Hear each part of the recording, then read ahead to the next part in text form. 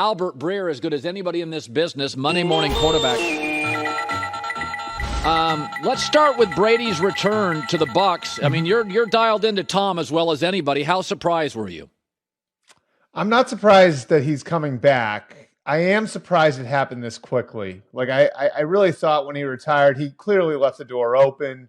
I mean, we can argue whether or not that thing was messy intentionally or unintentionally, but one way or the other, the exit and the way that was handled in the week after the Bucs season ended, it didn't seem final as that was going on. And so, I think really the intention here was to buy Brady more time. And while at that time he may have been leaning towards retirement, I don't think the door was ever completely shut. And he indicated that in a couple different occasions. Yeah. I thought that what would probably happen here is he may stretch this out into May or June or July and then make a decision after taking a few months away. But obviously the Bucs free agent situation, I think, demanded an answer faster. And also, Colin, I think the other thing is he probably came to grips with the fact that the Buccaneers probably were going to be his only option for 2022. Yeah, they weren't going to make it easy for him. It's funny when I heard this story this morning. Joy told it to me first, the Davante Adams stuff. And, I'm watching these teams get better. Depending on where Deshaun Watson goes, maybe a Carolina, the Chargers are better. Denver's obviously better. This is an exciting time for fans. And then Green Bay, well, they just paid their quarterback more. So now Davante Adams, I mean, seriously, that's great, but that doesn't benefit anybody but one guy. And what do you make of Davante Adams saying, I'm not going to play on a franchise tag? I mean, did they know that 2 weeks ago? Yeah, I think they knew this was going to be a difficult negotiation. The reason why is that position, Colin, there's a real outlier contract. In what DeAndre Hopkins got from the Cardinals on paper, looks like $27.5 million per year. Now, if you really break it down, in actuality, is it that? Maybe not. But, the way any agent who represents a top flight receiver is going to look at it is say that's the new top of the market, where, the guy on the other side of the table is going to tell you, no, like that's not where the market is. The market has been closer to $20 million per year, and that's where we want to pay you. And this sort of is reminiscent of 10 years ago when Calvin Johnson's contract was an outlier, and it was tough for Dallas to get Dez Bryant done, tough for Houston to get Demaryius Thomas done. I think that this is sort of like that, like where they're going to have to find a middle ground, and it's not going to be easy to do, and it could wind up taking a while. So, I think the Packers knew when they tagged Davante Adams that he did want to do a big third deal with the team, and that it wasn't going to be easy because of those logistical challenges. And look, here's the bottom line too, Colin. With most guys who get tagged, like 90% of them don't get long-term deals till July anyway. So, I think the Packers always viewed that tag as a placeholder here. And I think, after they get a bunch of other business done, they'll get more serious about trying to find that middle ground with Davante Adams. And again, those sorts of things with guys who are tagged usually happen closer to that July 15th deadline. All right. You're always good on this stuff. Deshaun Watson, I don't know why. I just go back to this.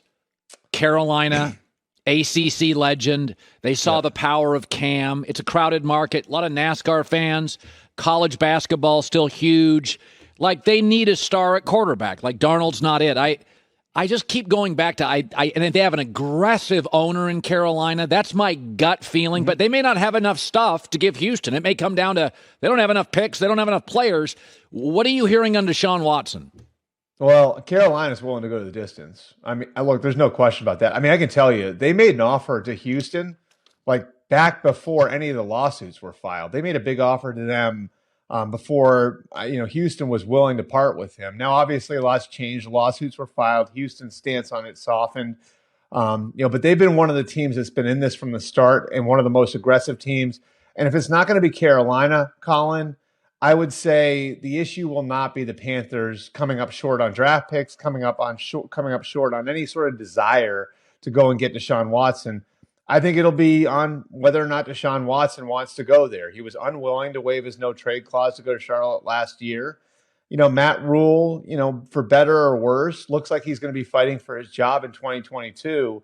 And so, over the next couple of days, they're going to have to sell Deshaun Watson on the idea of going to Carolina. I think another team that's in that mix, that I think would have to sell him on going somewhere is Philly.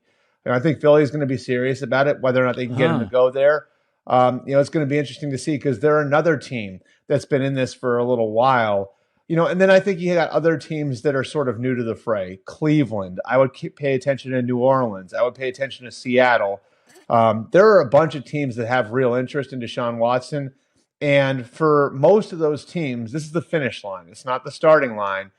I think just about every team that's had an interest over the course of the last year has put their security people on it. And as Colin, as you know, that's ex-law enforcement people have been on this. That's right. And a couple of those teams have even put private investigators on the ground in Houston over the last year. So these teams were prepared for what happened on Friday. And I think for each one of them, there's a real desire to go and get him. The question is going to be what he wants to do. And with that no trade clause, he can dictate his destination. So explain this. I feel like sometimes I just dump on Kirk Cousins, who by all accounts is very capable and a good guy. But, he gets banged on more than anybody. He's won playoff games. He's gotten to the playoffs. He's actually been great at Lambeau. He's been a very good quarterback against Green Bay. And there's a scarcity at his position.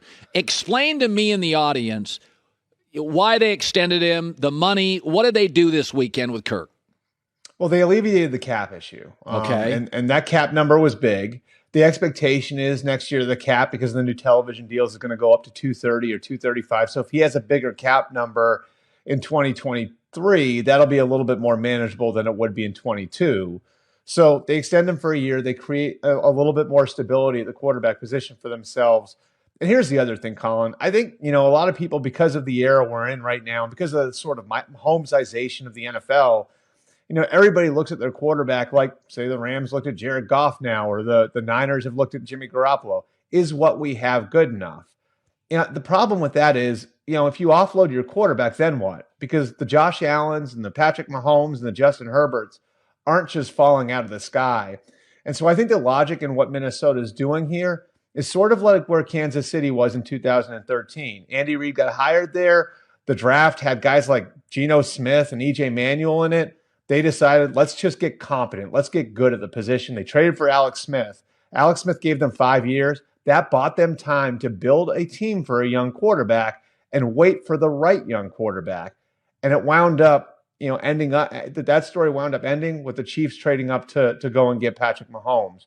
So I think that's Minnesota's strategy right now is Kirk Cousins is good for right now, and he'll buy us time to build this thing up. We can be good with him at quarterback, and eventually he'll get us to the next guy. I think that's what the Vikings are doing right now. I think it's a strategy that's being used in a bunch of different places. Yeah. I'd say the Raiders are another one with Derek Carr. There are a number of teams that are looking at this and saying, we can't just count on somebody like, Trevor Lawrence falling out of the sky for us. We need to be good at the position now, and we need to buy ourselves time to find the right one. Yeah, no, I think especially the way the league is moving toward offense, it's the right call. Albert Breer, Monday morning quarterback, 20 years covering the NFL. Good seeing you. All right, thanks, Colin. 15, actually. He's not old enough to cover it for 20 years. He's a young guy, as you can tell. Hi, everybody. Thanks for watching. Subscribe here to get the latest from the show. Also, be sure to check out more of the best clips from The Herd or go watch a few segments from other shows on FS1.